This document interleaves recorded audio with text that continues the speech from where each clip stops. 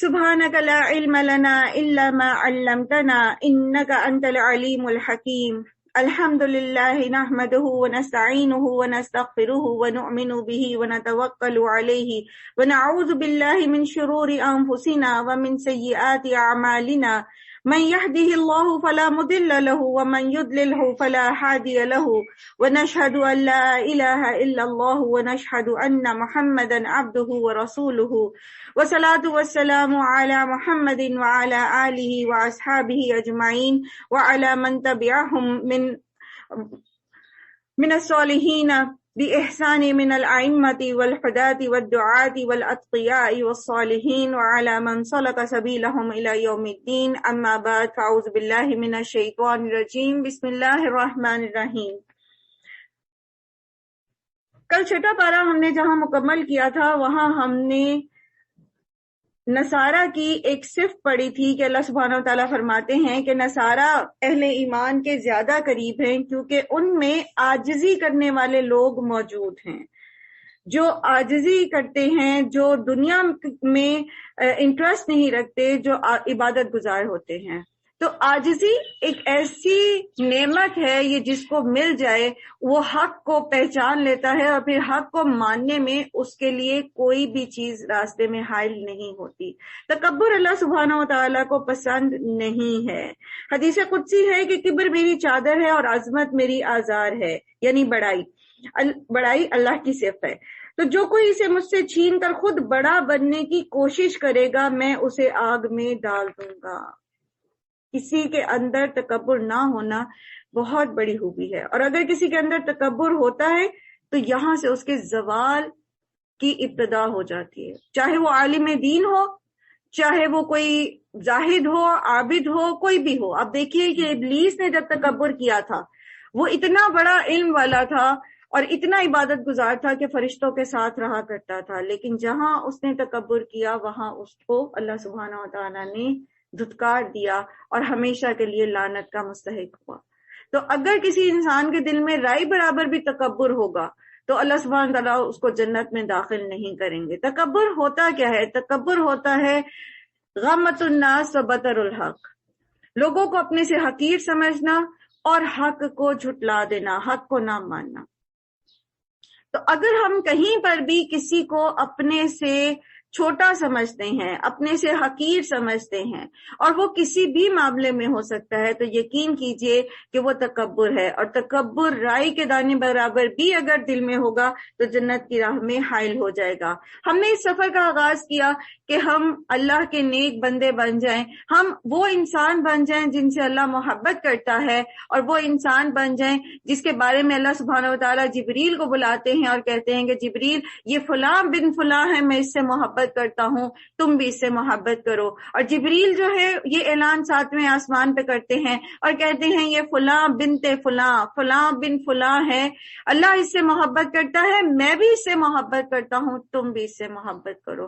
آج ہم دنیا میں اپنی فین فالوئنگ بڑھانے کے لیے، لائکس لینے کے لیے، اب لوگوں میں اپنا مقام بنانے کے لیے، لوگوں کے دلوں میں اپنی محبت پیدا کرنے کے لیے اللہ کی نافرمانیاں کرتے ہیں، اللہ کو ناراض کرتے ہیں. جو چلتا ہے وہ چلانے کی کوشش کرتے ہیں بجائے اس کے کہ جو اللہ کو پسند ہو ہم وہ طریقہ اختیار کریں.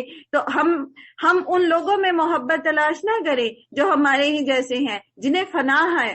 یہاں پر فین فالوئنگ کا کیا فائدہ؟ یہ تو مر جائیں گے جیسے ہم مر جائیں گے. تو ان لوگوں میں محبت تلاش کیجئے، ان اللہ سبحانہ و تعالیٰ کی اس مخلوق میں اپنے نام کو روشن کیجئے جس کو تبھی موت آئے گی جب اللہ سبحانہ و تعالیٰ اس دنیا کو ختم کریں گے. اور اللہ سبحانہ و تعالیٰ کو کوئی فنا نہیں ہے، اور اگر وہ ہم سے محبت کرتا ہے تو پھر ہماری اصل جو سمجھ لیجئے کہ سب سے بہترین متاع ہو سکتی ہے وہ یہی ہے کہ اللہ ہم سے راضی ہو جائے، ہمیں اس کی محبت حاصل ہو جائے. اور اللہ کی محبت حاصل کرنے کا طریقہ کیا ہے؟ اللہ سبحانہ تعالیٰ فرماتے ہیں سورہ آل عمران میں، آپ نے پڑھا کہ اگر تم یہ چاہتے ہو، اگر تم یہ کہتے ہو کہ تمہیں اللہ سے محبت ہے تو رسول صلی اللہ علیہ وآلہ وسلم کی اطاعت کرو، اللہ تم سے محبت کرنا شروع کر دے گا. سبحان اللہ. بہت آسان ہے اللہ کی محبت حاصل کرنا، صرف اپنے نفس کو مارنا پڑتا ہے، اور نفس کو مارے بغیر انسان کبھی حق کو پہچان نہیں سکتا، اور پہچاننے کے بعد بھی اس کے اوپر چل نہیں سکتا اگر وہ اپنے نفس کا غلام ہے تو۔ آج 7واں پارہ شروع کرتے ہیں۔ اعوذ باللہ من الشیطان الرجیم، بسم اللہ الرحمن الرحیم۔ یہاں نجاشی اور اس کے ساتھیوں کی صرف بیان کر رہے ہیں۔ اللہ سبحانہ وتعالیٰ فرماتے ہیں وَإِذَا سَمِعُوا مَا أُنزِلَ إِلَى الرَّسُولِ تَرَىٰ أَعْيُنَهُمْ تَفِيضُ مِنَ الدَّمْعِ مِمَّا عَرَفُوا مِنَ الْحَقِّ يَقُولُونَ رَبَّنَا آمَنَّا فَاكْتُبْنَا مَعَ الشَّاهِدِينَ۔ جب وہ اس کلام کو سنتے ہیں، یعنی قرآن کو جو رسول پر اترا ہے، تو تم دیکھتے ہو کہ حق شناسی کے اثر سے ان کی آنکھیں آنسوؤں سے تر ہو جاتی ہیں، اور جب آنسو آنکھوں سے بہہ جاتے ہیں تو دل نرم ہو جاتے ہیں اور انسان حق کو تسلیم کر لیتا ہے۔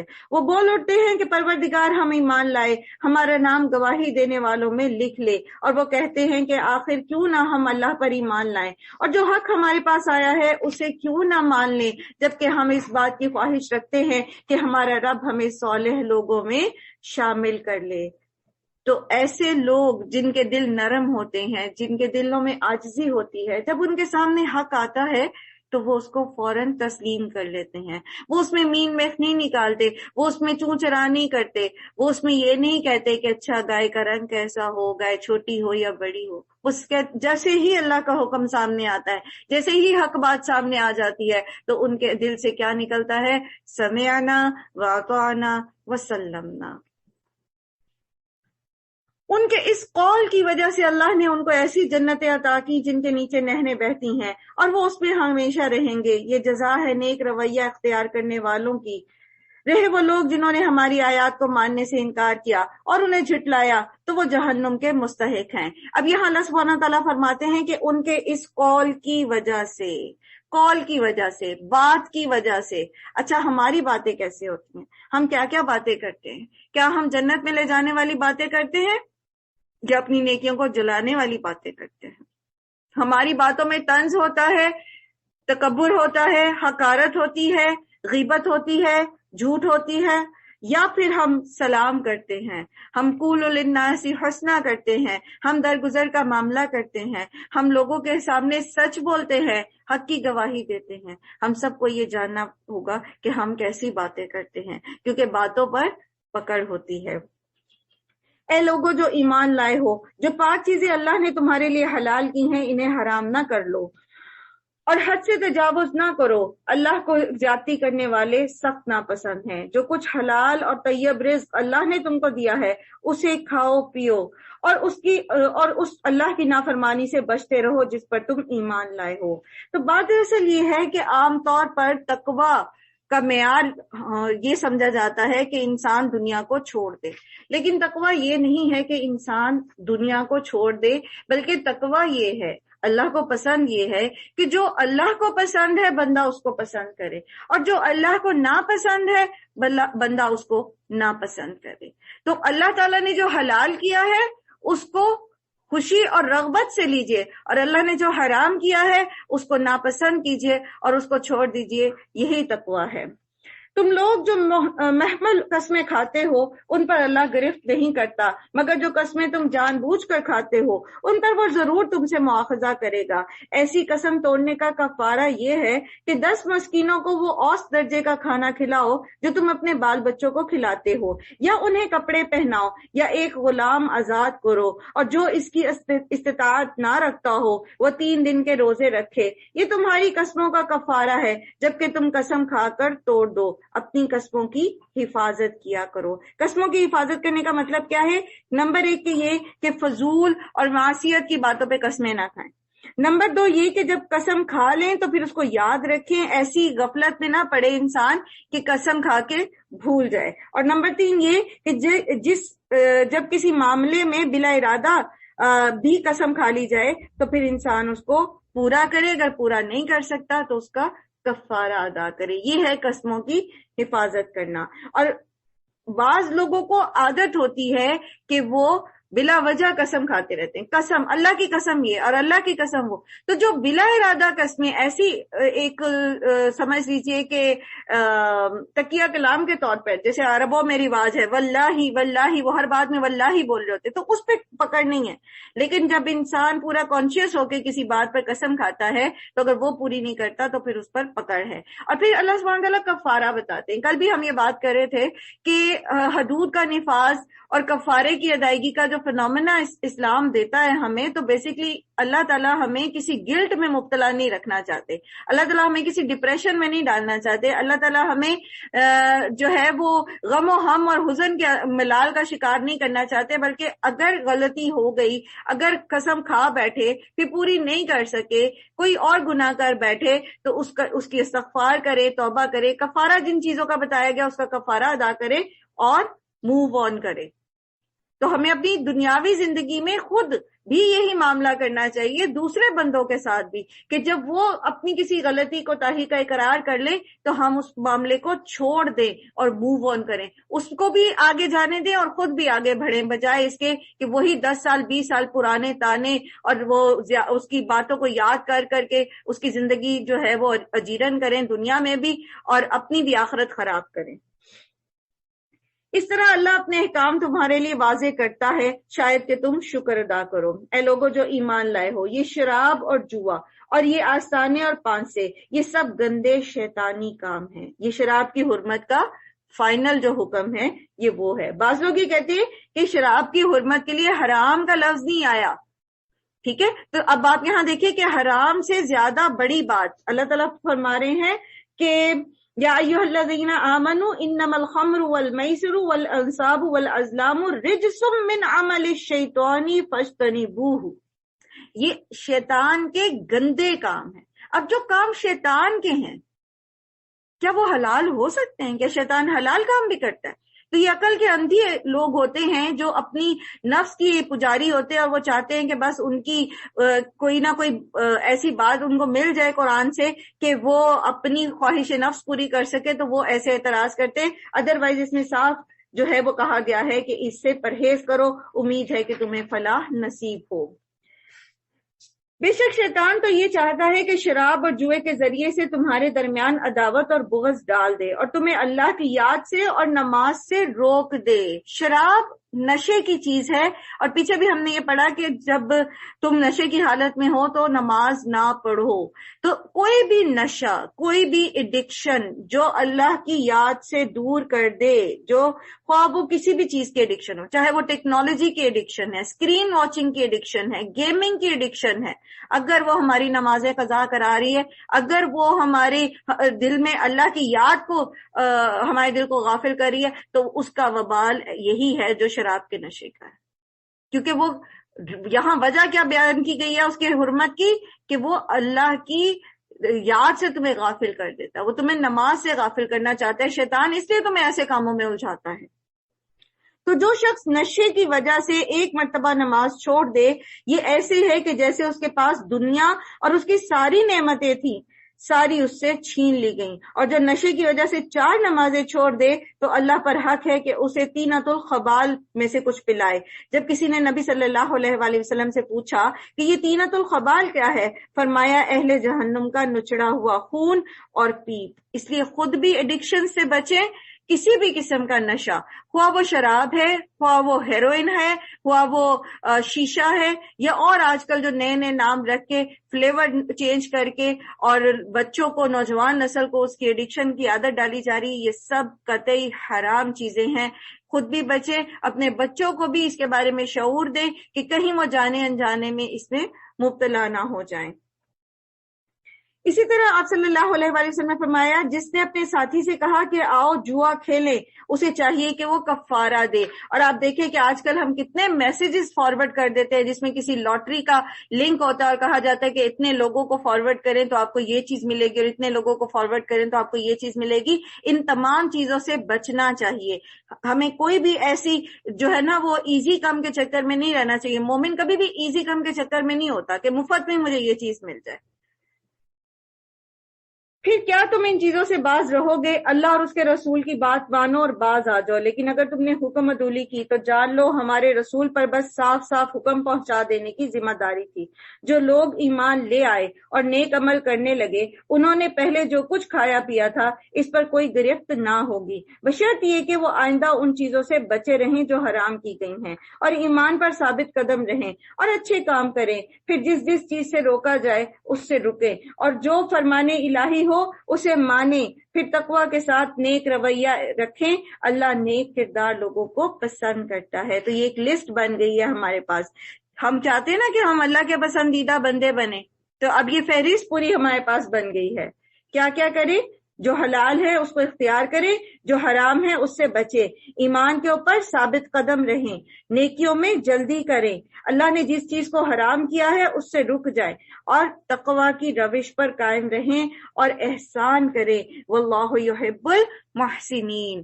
ہمیں احسان کرنا بہت مشکل لگتا ہے، اچھا دوسروں پر پھر بھی، اغیار پر، غیروں پر پھر بھی ہم احسان کر دیتے ہیں، ان کی پھر بھی مدد کر دیتے ہیں، لیکن جہاں بات قرابت داری کی آ جاتی ہے، رشتہ داری کی آ جاتی ہے، تو وہاں پہ ہم تنگ دل ہونے لگتے ہیں، حالانکہ سب سے پہلا حق رشتہ داروں کا ہے کہ ان کے ساتھ اچھا رویہ اختیار کیا جائے، ان کے ساتھ احسان کا رویہ اختیار کیا جائے۔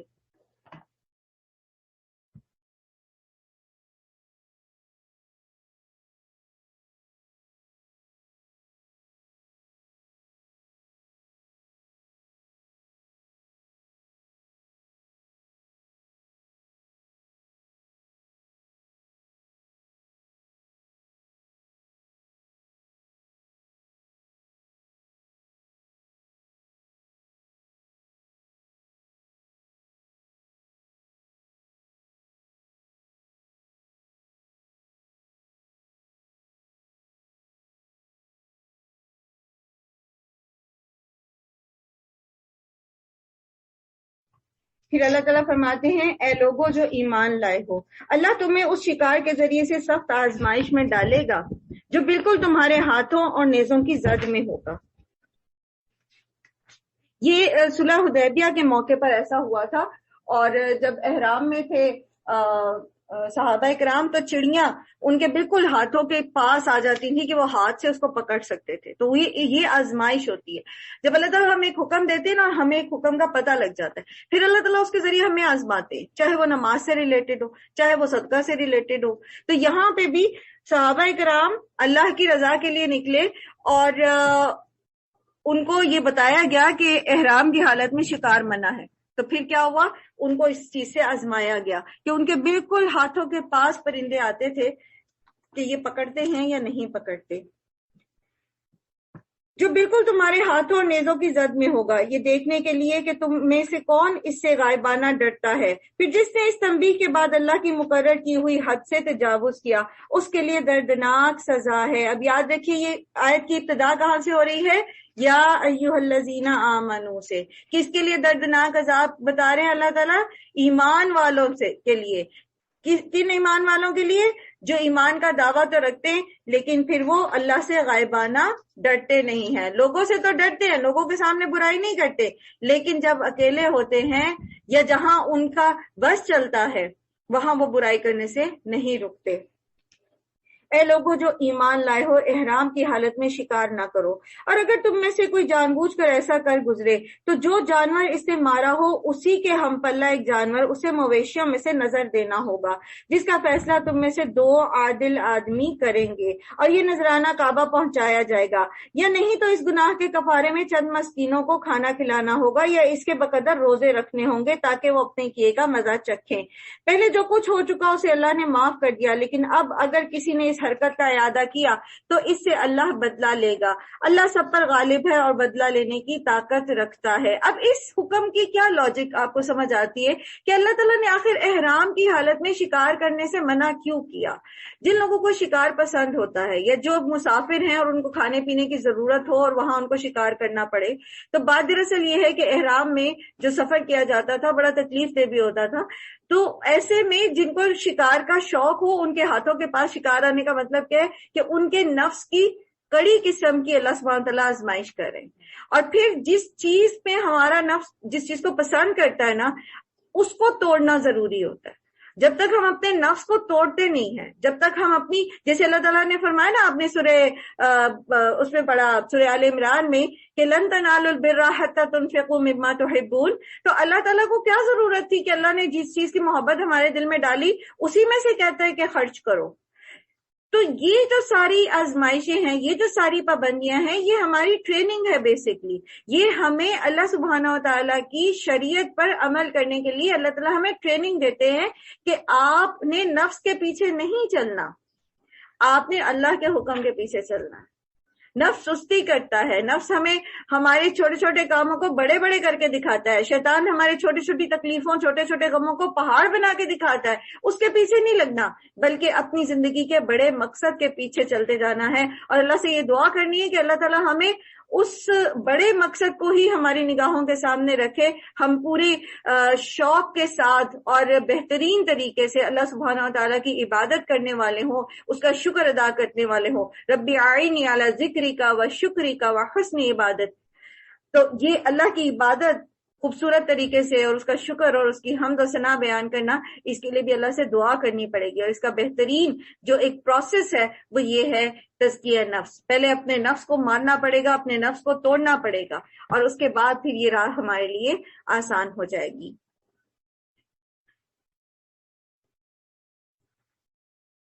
تمہارے لیے سمندر کا شکار اور اس کا کھانا حلال کر دیا گیا، جہاں تم ٹھہرو وہاں سے بھی اسے کھا سکتے ہو اور قافلے کے لیے زیادہ راہ بھی بنا سکتے ہو. سمندر کا شکار یعنی مچھلی.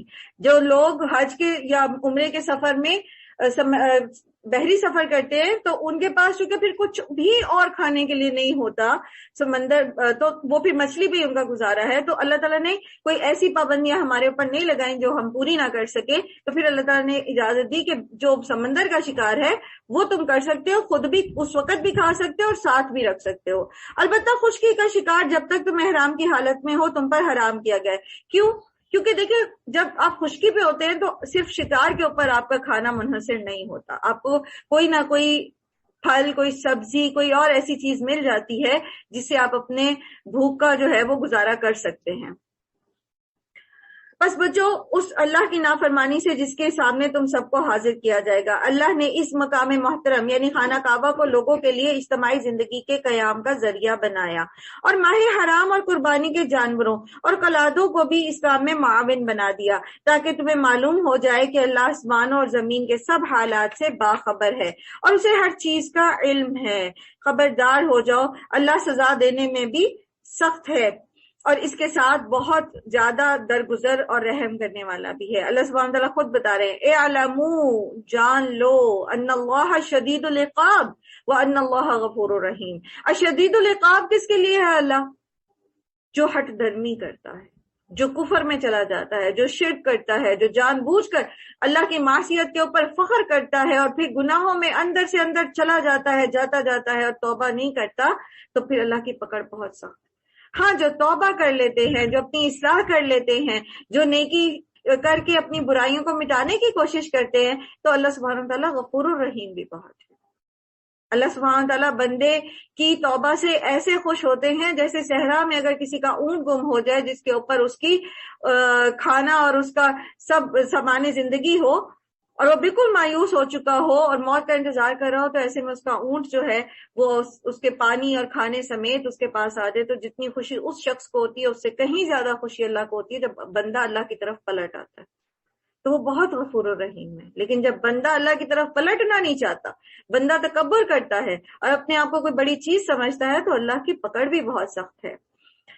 اور رسول پر تو صرف پیغام پہنچا دینے کی ذمہ داری ہے، آگے تمہارے کھلے اور چھپے سب حالات کا جاننے والا اللہ ہے. اے پیغمبر صلی اللہ علیہ وآلہ وسلم ان سے کہہ دیجئے کہ پاک اور ناپاک بہرحال برابر نہیں ہے، خواہ ناپاک کی بہتات تمہیں کتنا ہی فریفتہ کرنے والی ہو. اب آپ دیکھیے کہ ہمیں بعض چیزیں جو اللہ تعالیٰ کو پسند نہیں ہیں لیکن وہ ہمیں آسانی سے مل جاتی ہیں، میسر آ جاتی ہیں، کم قیمت مل جاتی ہیں، تو ہم اس کو زیادہ زیادہ لینا چاہتے ہیں. تو اللہ تعالیٰ کہتے ہیں کہ ناپاک اور پاک برابر نہیں ہے، چاہے ناپاک کتنا ہی زیادہ کثرت میں ہے. اسی طرح مومن اور غیر مومن برابر نہیں ہے، چاہے غیر مومن کو دنیاوی کتنی ہی ترقی دے دی جائے، اسی طرح علم والا اور بغیر علم کے، لا علم شخص برابر نہیں ہے۔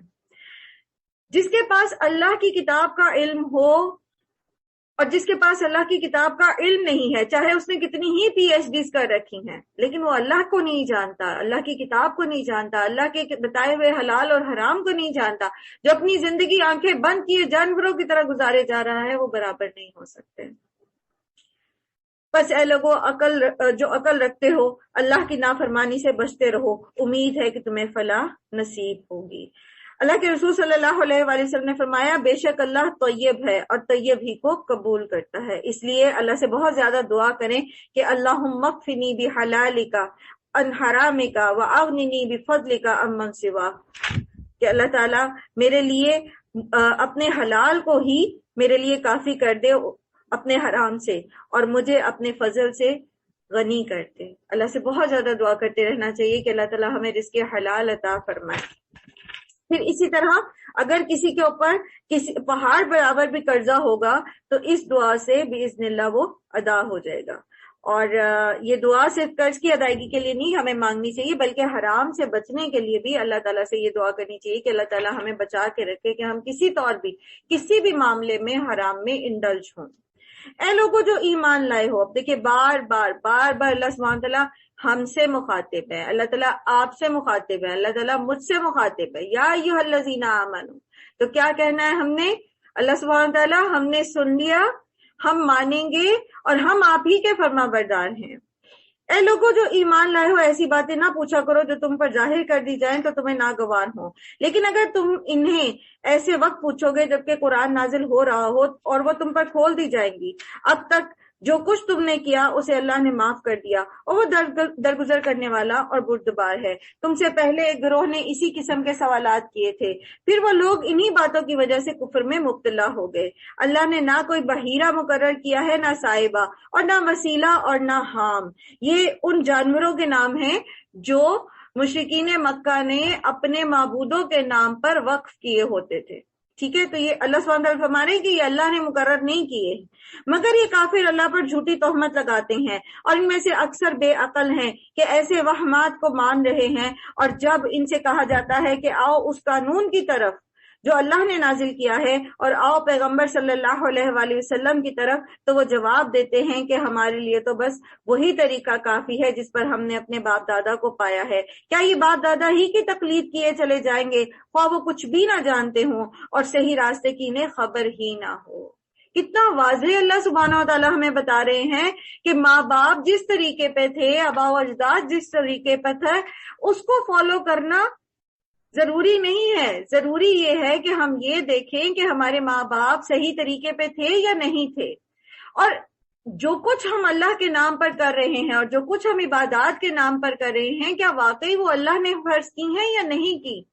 آج ہم بھی ایسا کرتے نا، اور ایک وہ آپ نے سنا ہوگا، ایک شاید سرگودا والی سائڈ پر ہے وہ دولے شاہ، اب اس میں کیا کرتے ہیں کہ وہ بچے جو ہیں ان کو وہاں چھوڑ آتے ہیں، نیولی بورن بیبی جن کے جو ہوتے ہیں بے اولاد جوڑے، وہ وہاں جا کے کوئی منت مانتے ہیں اور کہ ہمارا پہلا، اگر ہمارے گھر اولاد ہوئی تو پہلا بچہ جو ہے وہ ہم یہاں چھوڑ جائیں گے۔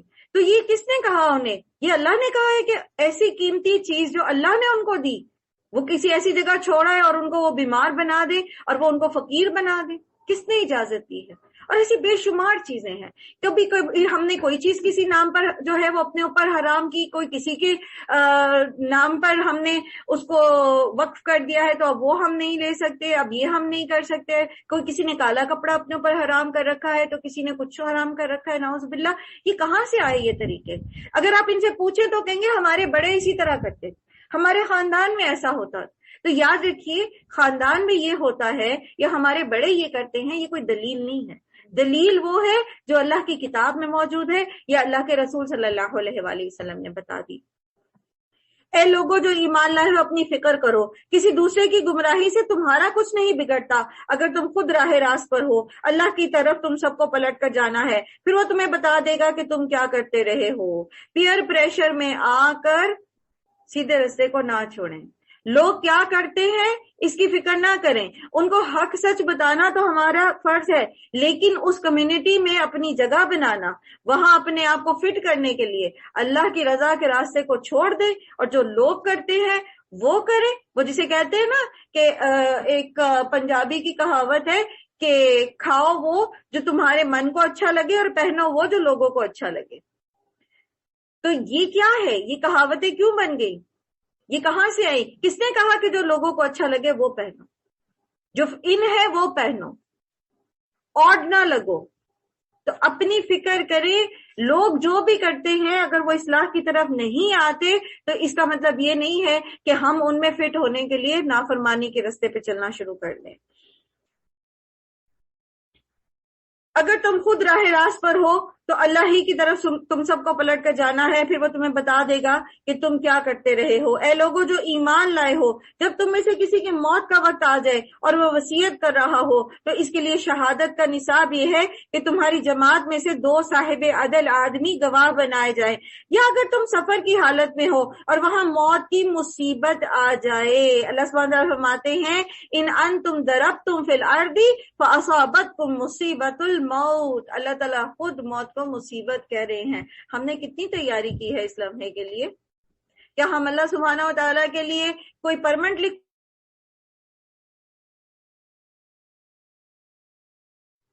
کیا ہم اللہ تعالیٰ سے کوئی ایسا نوٹ لکھوا کے آئے ہیں کہ ہمیں موت نہیں آنی؟ اب خود دیکھیے کہ اللہ تعالیٰ مصیبت کہہ رہے ہیں تو مصیبت سے بچا جاتا ہے نا۔ اس مصیبت سے نکلنے کے لیے، اس کے اثرات سے بچنے کے لیے ہم کوشش کرتے ہیں نا۔ اگر کوئی ہمیں یہ کہے کہ سیلاب آنے والا ہے تو پھر ہم کیا کریں گے؟ جو ہماری قیمتی متاع ہوگی اس کو بچائیں گے، اپنی جان کو بچائیں گے، اب نکل لیں گے وہاں سے۔ لیکن یہ بڑی مصیبت جس کا اللہ تعالیٰ بتاتے ہیں اور جس کو ہم اپنی آنکھوں سے دیکھتے، دیکھیں ہم اپنے پیاروں کو خود دفن کر کے آتے۔ ہم میں سے بہت سو کے والدین چلے گئے دنیا سے، کسی کی اولاد چلی گئی، کسی کا بہن بھائی، کسی کے ازواج میں سے کوئی چلا گیا، تو ہمیں پتا ہے کہ یہ کتنی بڑی مصیبت ہے۔ ہم نے اس کی کوئی تیاری کی؟ ہم نے اپنی متاع کی حفاظت کی، اپنے ایمان کی حفاظت کی ہے؟ یہ چھوٹے چھوٹے دنیاوی فائدوں کی خاطر، محض زبان کی، لوگوں میں اپنا مقام بنانے کی خاطر ہم اپنی اس وقت کو، اس لمحے کو مشکل بنا رہے ہیں۔ بہرحال یہاں ذکر ہو رہا ہے وصیت کے اوپر گواہی کا، کہ جب تمہیں موت کا وقت آئے تو پھر گواہ بنا لو۔ اگر سفر میں ہو تو پھر کیا کرنا ہے؟ تو غیر مسلموں میں سے ہی 2 گواہ بنا لو۔ ویسے تو یہ ہے کہ گواہی کے لیے مسلمان ہو، 2 مسلمان، لیکن اگر سفر ہے اور کوئی مسلمان نہیں مل رہا تو پھر کیا کرے؟ غیر مسلموں کو ہی گواہ بنا لو۔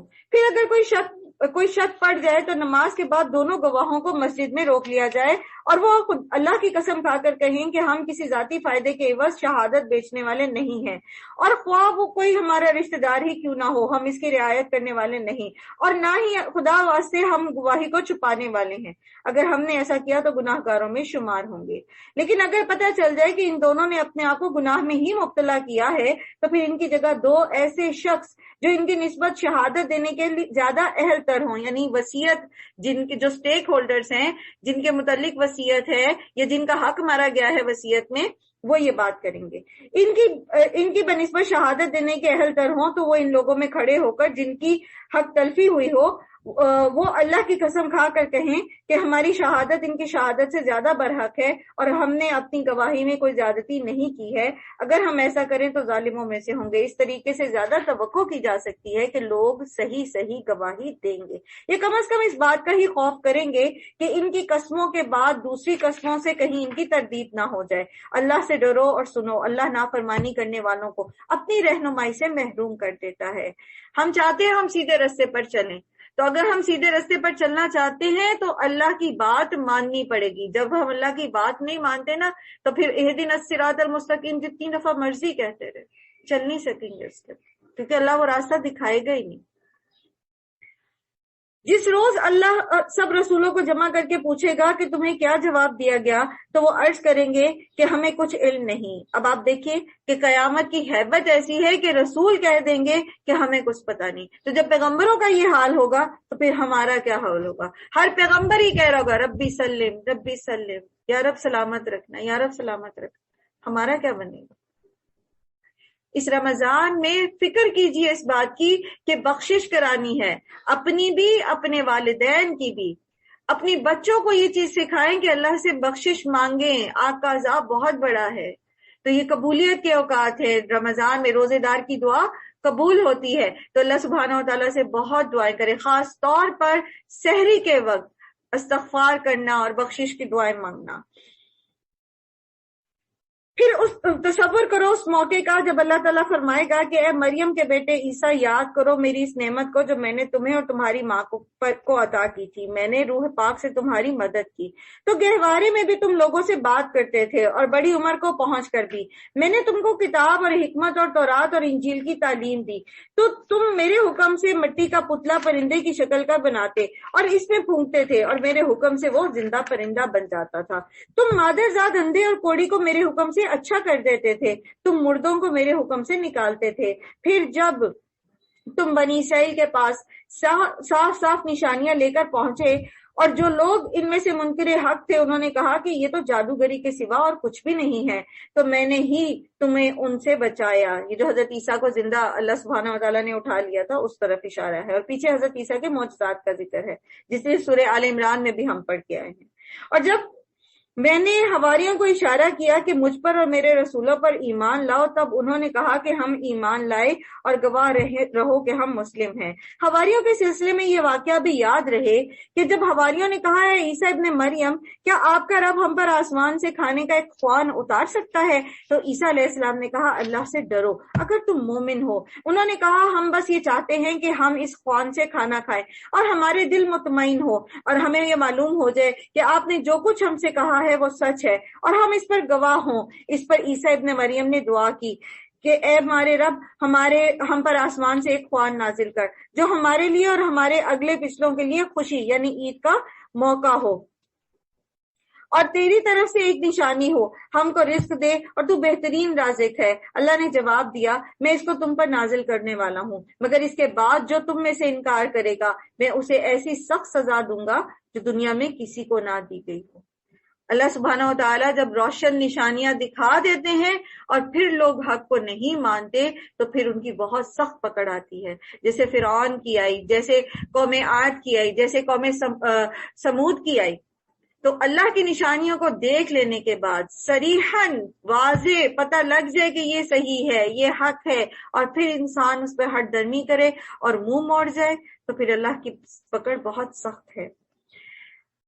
اچھا، اس خوان کے بارے میں اختلاف ہے، بعض کہتے ہیں کہ اللہ تعالیٰ نے یہ اتارا تھا اور بعض کہتے ہیں کہ اتارا نہیں تھا۔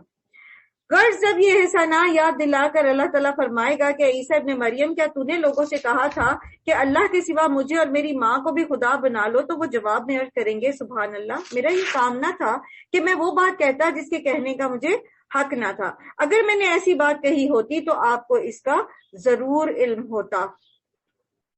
آپ جانتے ہیں جو کچھ میرے دل میں ہے اور میں نہیں جانتا جو کچھ آپ کے دل میں ہے، آپ تو ساری پوشیدہ حقیقتوں کے عالم ہیں، میں نے ان سے اس کے سوا کچھ نہیں کہا جس کا آپ نے حکم دیا تھا، یہ کہ اللہ کی بندگی کرو، اور جو میرا رب بھی ہے اور تمہارا رب بھی، میں اسی وقت تک ان کا نگران تھا جب تک میں ان کے درمیان تھا، جب آپ نے مجھے واپس بلا لیا تو پھر آپ ہی ان پر نگران تھے، اور آپ تو ساری ہی چیزوں کے نگران ہیں، آپ انہیں سزا دیں تو وہ آپ کے بندے ہیں، اور اب اگر آپ انہیں معاف کر دیں تو آپ ہی غالب اور دانا ہیں۔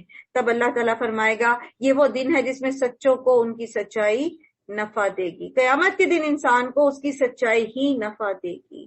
دنیا میں تو ہم جھوٹ بول کے لوگوں کو مطمئن کر دیتے ہیں یا اپنی نفس کو مطمئن کر دیتے ہیں، اپنے آپ کو جسٹیفائی کر لیتے ہیں، لیکن قیامت کے دن دلوں کے بھید بھی کھول دیے جائیں گے اور صرف سچائی ہی فائدہ دے گی۔ انسان کا جھوٹ جو ہے وہ کیسا ہوتا ہے؟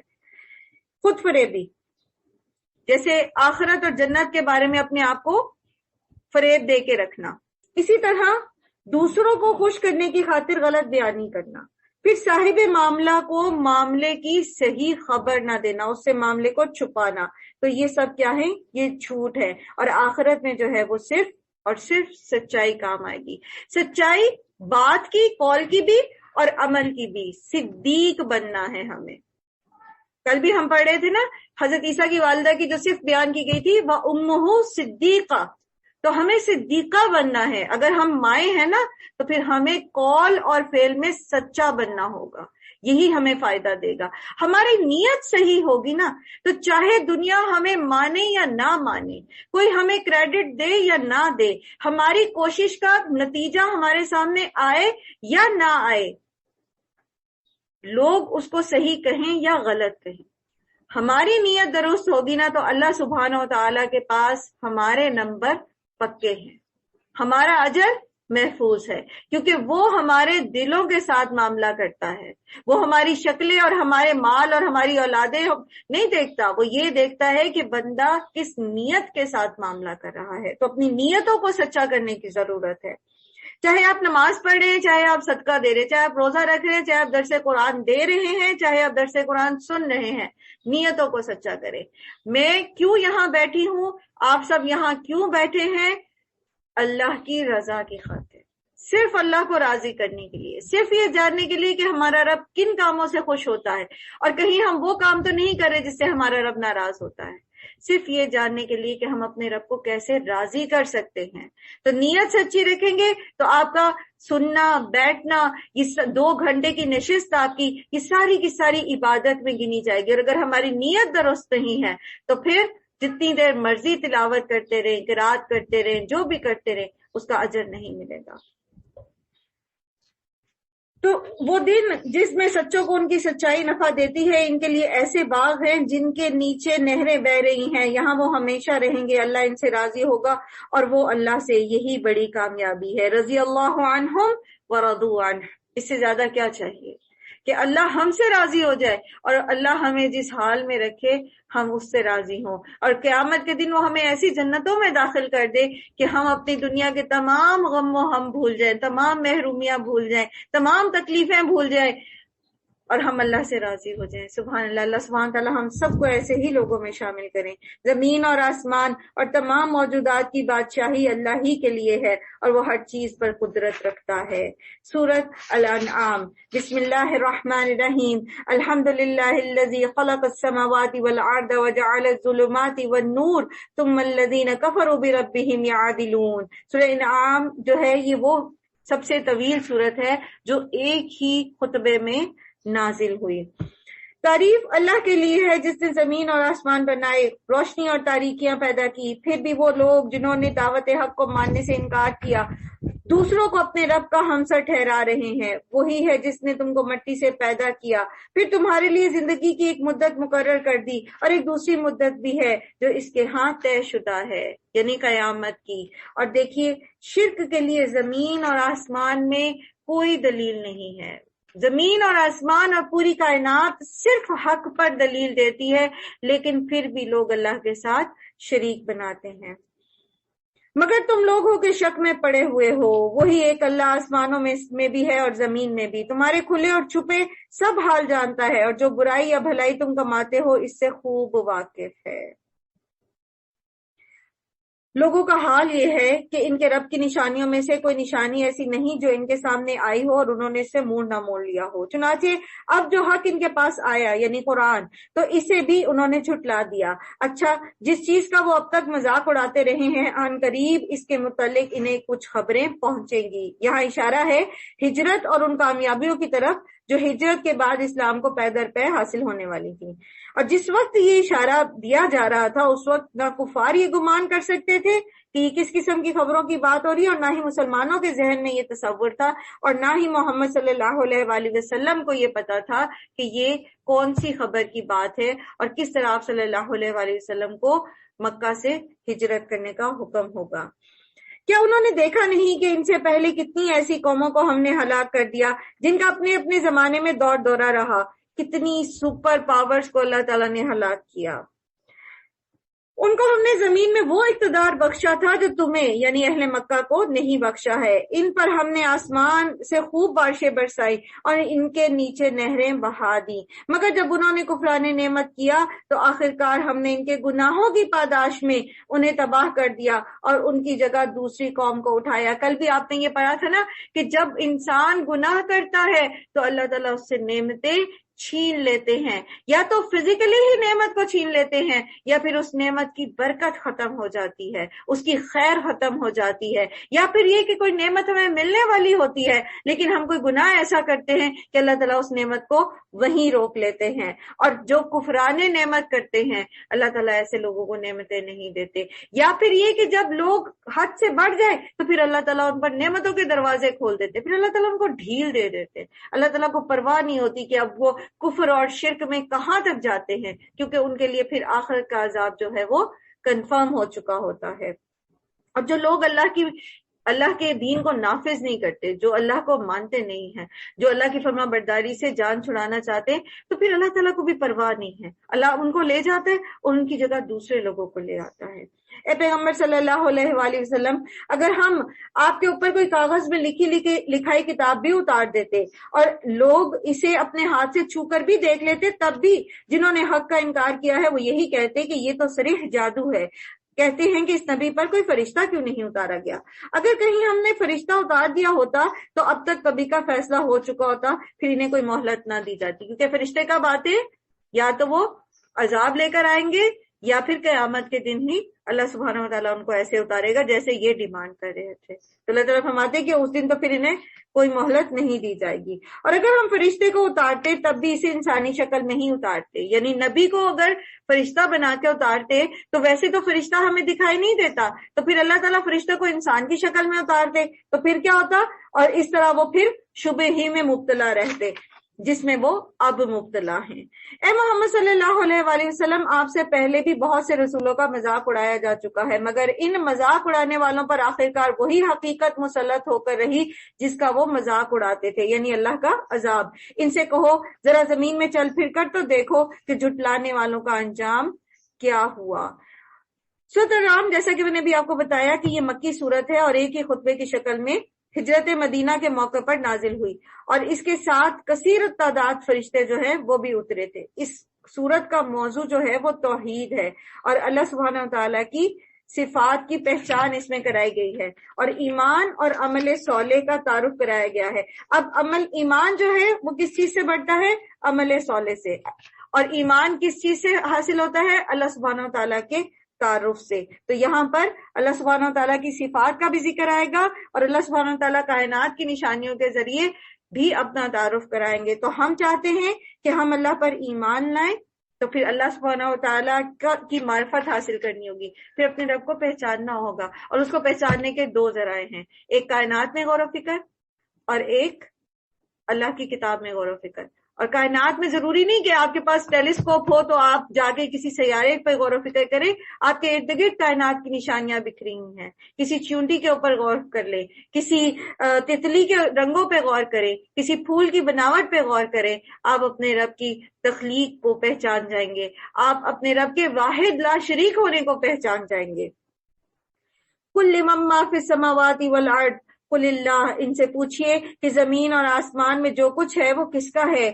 کہو سب کچھ اللہ ہی کا ہے. اس نے رحم و کرم کا شیوا اپنے اوپر لازم کر لیا، اسی لیے وہ نافرمانیوں اور سرکشیوں پر تمہیں جلدی نہیں پکڑتا. قیامت کے روز وہ تم سب کو ضرور جمع کرے گا. یہ بالکل ایک غیر مشتبہ حقیقت ہے، مگر جن لوگوں نے اپنے آپ کو خود تباہی اور خطرے میں مبتلا کر لیا وہ اسے نہیں مانتے. رات کے اندھیرے اور دن کے اجالے میں جو کچھ ٹھہرا ہوا ہے سب اللہ کا ہے، اور وہ سب کچھ سنتا اور جانتا ہے. کہو اللہ کو چھوڑ کر میں کسی اور کو اپنا سرپرست بنا لوں؟ اس اللہ کو چھوڑ کر جو زمین اور آسمان کا خالق ہے اور جو روزی دیتا ہے اور روزی لیتا نہیں ہے. اللہ تعالیٰ نے اپنی عبادات کا حکم ہمیں ہمارے ہی فائدے کے لیے دیا.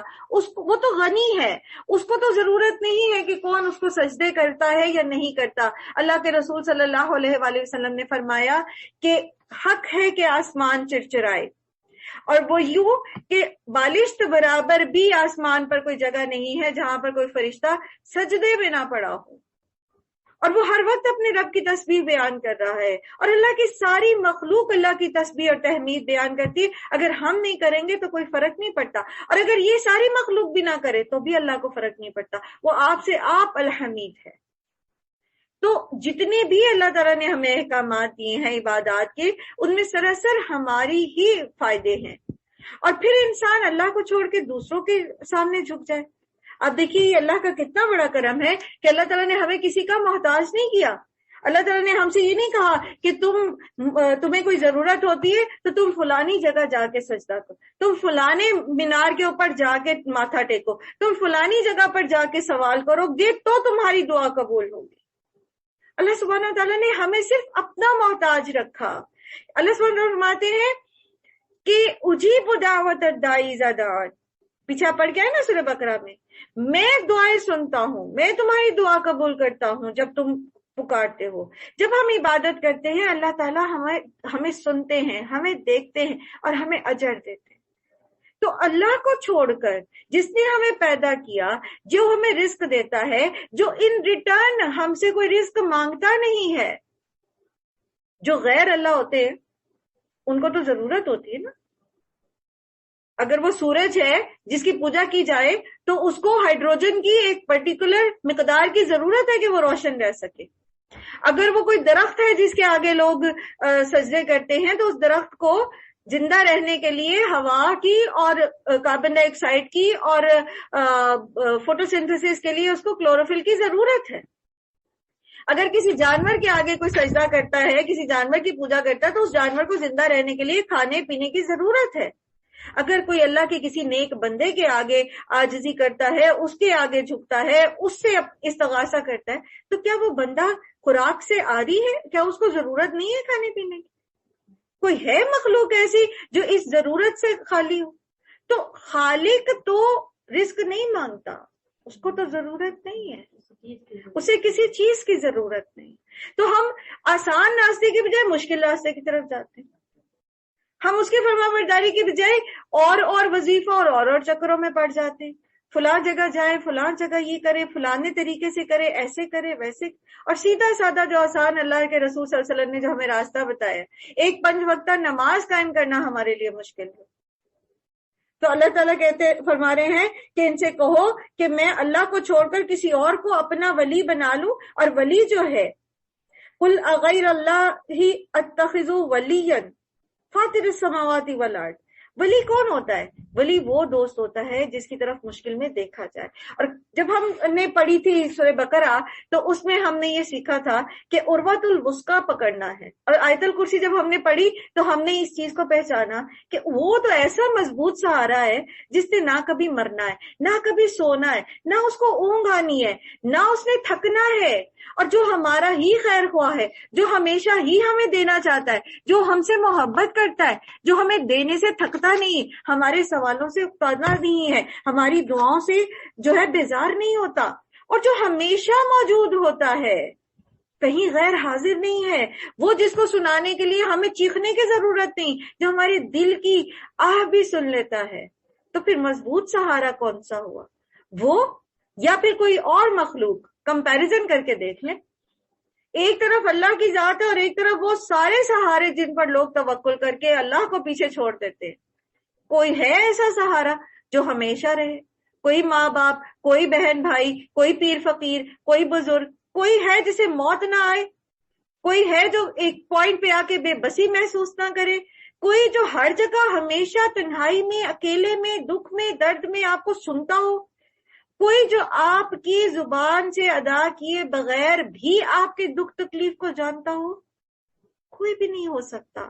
یہ شیطان نے ہماری عقل پہ پردے ڈال دیے جو ہم اپنے رب سے دور اور اس کی مخلوق کو جو ہے اپنا حاجت روا سمجھنا شروع ہو جاتے ہیں۔ کہو مجھے تو یہی حکم دیا گیا ہے کہ سب سے پہلے میں اسی کے آگے سر تسلیم خم کروں، اور تاکید کی گئی ہے کہ اگر کوئی شرک کرتا ہے تو کرے، تو بہرحال میں مشرکوں میں، یعنی تم محمد صلی اللہ علیہ وسلم سے کہا جا رہا ہے کہ تم مشرکوں میں شامل نہ ہونا۔ کہیں اگر میں اپنے رب کی نافرمانی کروں تو ڈرتا ہوں کہ ایک بڑے خوفناک دن مجھے سزا بھگتنی پڑے گی. اس دن جو سزا سے بچ گیا اس پر اللہ نے بڑا ہی رحم کیا اور یہی نمایاں کامیابی ہے. وہی بات جو ابھی ہم نے کی. وَمَن يَكْفُرْ بِالطَّاغُوتِ وَيُؤْمِن بِاللَّهِ فَقَدِ اسْتَمْسَكَ بِالْعُرْوَةِ الْوُثْقَىٰ. اور جب یہ مضبوط سہارا ہم پکڑ لیتے ہیں، ہم ہر وقت اللہ کی رحمت کے طلب کی گاہ رہتے ہیں، ہم کسی طاغوت کے اوپر بھروسہ نہیں کرتے، تو پھر کیا ہوتا ہے؟ ہمارا ایمان اللہ پر بڑھتا چلا جاتا ہے. اور جب ہمارا ایمان اللہ پر بڑھتا ہے تو ہمارے عمل صالح بڑھتے جاتے ہیں، اور جیسے جیسے ہمارے نیک اعمال بڑھتے ہیں ہمارا ایمان اور مضبوط ہوتا جاتا ہے. جیسے جیسے ہمارا ایمان مضبوط ہوتا ہے ہم اپنے رب کو اور زیادہ پہچاننا شروع کر دیتے ہیں، اور جیسے جیسے ہم اپنے رب کو پہچانتے ہیں ہمارا اس کے اوپر توکل بڑھتا چلا جاتا ہے. اور جو شخص اللہ پر توکل کرتا ہے اللہ اس کو مایوس نہیں کرتا. تو ایسے شخص کے لیے نہ تو موت کے وقت، نہ آخرت میں، اور نہ ہی دنیا میں لا خوف علیہم ولا هم یحزنون، نہ کوئی خوف ہوگا اور نہ وہ غم زدہ ہوں. سبحان اللہ، اتنا سیف اکاؤنٹ کوئی آپ کو دیتا ہے، اتنا جسے کہتے ہیں نا ہر نقصان سے، ہر لاس پروف اکاؤنٹ کوئی آپ کو آفر کرتا ہے سوائے اللہ کے، کہ دنیا میں بھی تم حیات طیبہ انجوائے کرو گے، موت کے وقت بھی رحمت کے خوبصورت فرشتے تمہیں لینے آئیں گے. تم نیکی کرو، تمہارے پچھلوں کی حفاظت کا ذمہ اللہ لے لے گا. تمہارے چھوٹے چھوٹے بچے جن کی حفاظت کی ہمیں فکر ہوتی ہے، جن کے بارے میں ہمیں خوف لاحق ہوتا ہے، پتہ نہیں میرے بعد ان کا کیا بنے گا، اللہ ان کا ذمہ لے لیتا ہے. پتہ نہیں آخرت میں میرا کیا بنے گا، حشر کے میدان میں میرا کیا بنے گا. اللہ تعالیٰ کہتے ہیں لا خوف علیہم، کوئی خوف نہیں ہوگا تمہیں، نہ دنیا کا نہ آخرت کا. وَلَا هُمْ يَحْزَنُونَ، کوئی حزن بھی نہیں، کوئی ملال بھی نہیں. پتہ نہیں میرے اعمال قبول بھی ہوئے ہیں کہ نہیں ہوئے، پتہ نہیں کیا بنے گا، پتہ نہیں کیا ہوگا. کوئی ڈر نہیں، کوئی حزن نہیں، کوئی ملال نہیں.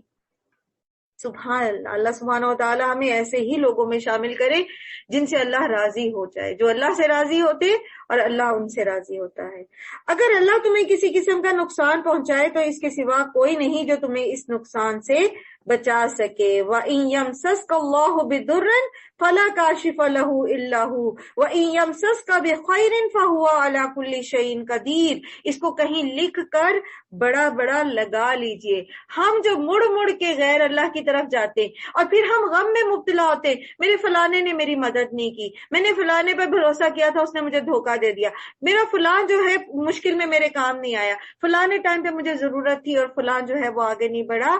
تو بات دراصل یہ ہے کہ کوئی بھی نہ آپ کو تکلیف دے سکتا ہے اور نہ کوئی آپ کو سکھ دے سکتا ہے. یہ دکھ اور سکھ صرف اللہ کے ہاتھ میں ہے. اللہ اگر ہمیں کوئی تکلیف دینا چاہے تو ساری دنیا کے لوگ بھی مل کے ایک طرف آ جائے تو وہ تکلیف ہم سے دور نہیں کر سکتے. کوئی شخص بیمار ہو جائے، دنیا کے ڈاکٹر آپ اکٹھے کر لیں، جب تک اللہ کا حکم نہ ہو اس کو شفا نہیں ہوتی. وہی دوا جس سے اللہ کے حکم سے دوسرے مریض جو ہے وہ شفا یاب ہو جاتے، ہمیں شفا نہیں ہوتی کیونکہ اللہ کا حکم نہیں ہوتا. تو پھر کیوں نہ اسی ذات کو مضبوط پکڑ لیں. اور اس کو مضبوط پکڑنے کا کیا طریقہ ہے؟ یکفر بالطاغوت ویؤمن باللہ. کوئی پہاڑ پہ نہیں چڑھنا، کسی درخت کے ساتھ الٹا نہیں لٹکنا، کہیں ایک ٹانگ پہ کھڑا نہیں ہونا. کہیں اللہ یہ نہیں کہہ رہا کہ اپنا سارا مال صدقے میں دے دو، کہیں اللہ یہ نہیں کہہ رہا کہ پورے سال تم روزے ہی رکھتے رہو، کہیں اللہ یہ نہیں کہہ رہا کہ پوری رات کا قیام کرو. اللہ تعالیٰ کہیں ہم پر ہماری استطاعت سے زیادہ ہمیں دین کے احکامات نہیں دے رہا.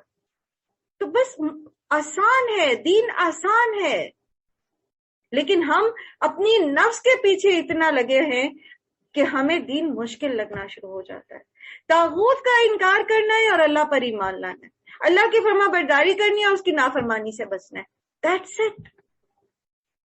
تو کیوں نہ ہم وہ سہارا لیں کہ جو علی کل شیء قدیر ہے، جو شفا بھی دیتا ہے، جو مشکل سے بھی نکال لیتا ہے، جو تکلیف کو بھی دور کرتا ہے، جو آپ کے قرضے بھی ادا کروا دیتا ہے، جو آپ کو حکمت عطا فرماتا ہے. سبحان اللہ. وَهُوَ الْقَاهِرُ فَوْقَ عِبَادِهِ وَهُوَ الْحَكِيمُ الْخَبِيرُ. اور جو اپنے بندوں پر کامل اختیارات رکھتا ہے اور وہ دانا اور باخبر ہے. یاد رکھیے اللہ کی رضا کے بغیر کوئی آپ کو کچھ نہیں دے سکتا، نہ آپ سے چھین سکتا ہے، نہ آپ کسی کو دے سکتے ہیں، نہ آپ کسی سے کچھ لے سکتے ہیں۔ جس کو اللہ چاہتا ہے اسی کو عزت ملتی ہے۔ آج ہمیں اپنی عزت کی بڑی فکر ہوتی ہے، اپنی فلاں نے مجھے یہ کہا، وہ یہ کہہ کیسے سکتی تھی، اور وہ کہہ کے جائے گی کہاں پر؟ یاد رکھیے عزت سراسر اللہ کے ہاتھ میں ہے، کوئی ہماری عزت کو جو ہے وہ بٹا نہیں لگا سکتا، اللہ تعالیٰ حفاظت کرنے والے ہیں۔ وہ جیسے نبی صلی اللہ علیہ وآلہ وسلم نے حضرت عبداللہ بن عباس کو نصیحت کی تھی نا کہ تم اللہ کی حدود کی حفاظت کرو، اللہ تمہاری حفاظت کرے گا۔ تم اللہ کے احکامات پورے کرو، اللہ کی حدود کی حفاظت کرو، تم اللہ کو اپنے سامنے پاؤ گے۔ اللہ ایسے تمہاری مدد کرے گا، وہ تمہارے ساتھ موجود ہے، وہ تمہیں ہر مشکل سے نکال لے گا۔ تم نے بس یہ کرنا ہے کہ اللہ کے حلال اور حرام کا خیال رکھنا ہے۔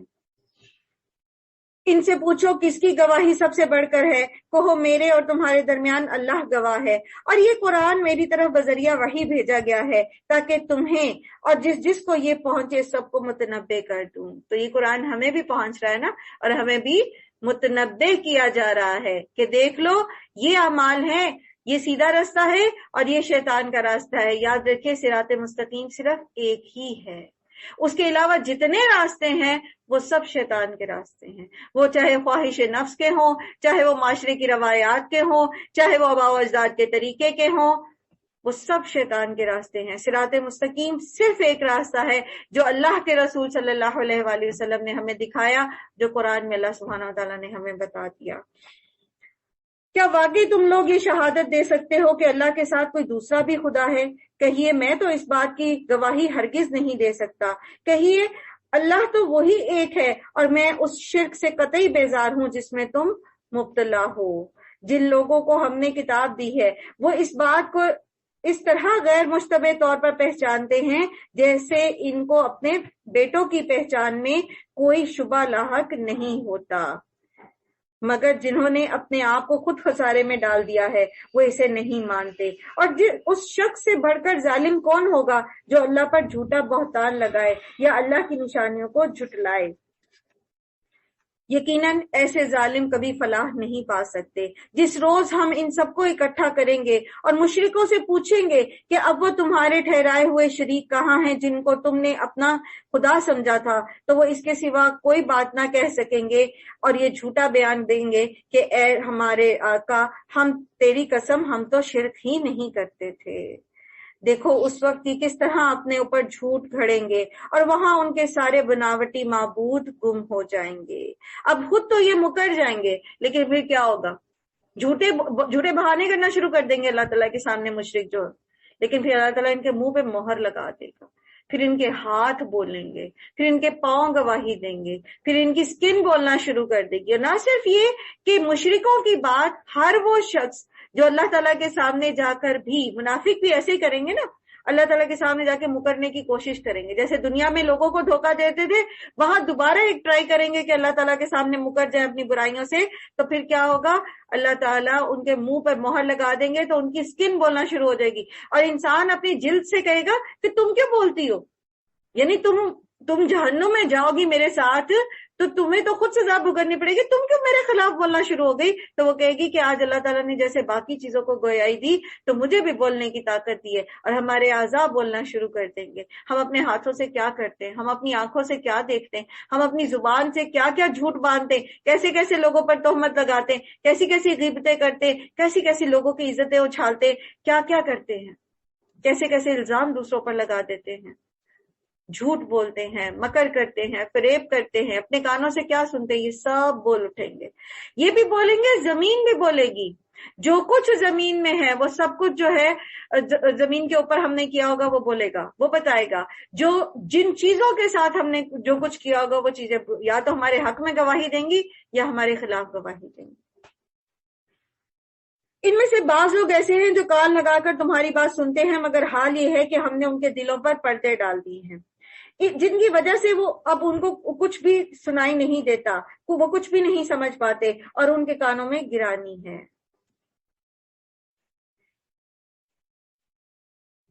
وہ خواہ کوئی نشانی دیکھ لے اس پر ایمان لا کر نہ دیں گے۔ حد یہ ہے کہ جب وہ تمہارے پاس آ کر تم سے جھگڑتے ہیں تو ان میں سے جن لوگوں نے انکار کا فیصلہ کر لیا ہے وہ ساری باتیں سننے کے بعد بھی یہی کہیں گے کہ یہ تو پچھلوں کی کہانیاں ہیں۔ تو یہ ضروری نہیں ہوتا کہ اچھی بات سن کر ہر کوئی مان بھی لے، یا جتنے لوگ سنتے ہیں وہ سب عمل بھی کر لیں۔ تو یہ ڈیپینڈ کرتا ہے کہ سننے والے کا دل کیسا ہے۔ قرآن ہی کے ذریعے بہت سارے لوگ گمراہ ہو جاتے ہیں، قرآن ہی کے ذریعے بہت سارے لوگوں کو ہدایت ملتی ہے، لیکن گمراہ کون ہوتے ہیں؟ وما یضل بہ الا الفاسقون، جو فاسق ہیں، جو خود نافرمانی کرنا چاہتے، جو ماننے نہیں چاہتے، تو ان کو پھر ہدایت بھی نہیں ملتی، اور ان کی اس نافرمانی کی وجہ سے، ان کے اس برے اعمال کی وجہ سے پھر اللہ تعالیٰ ان کے دلوں پر مہر لگا دیتے ہیں، ان کے کانوں پہ پردے ڈال دیتے ہیں۔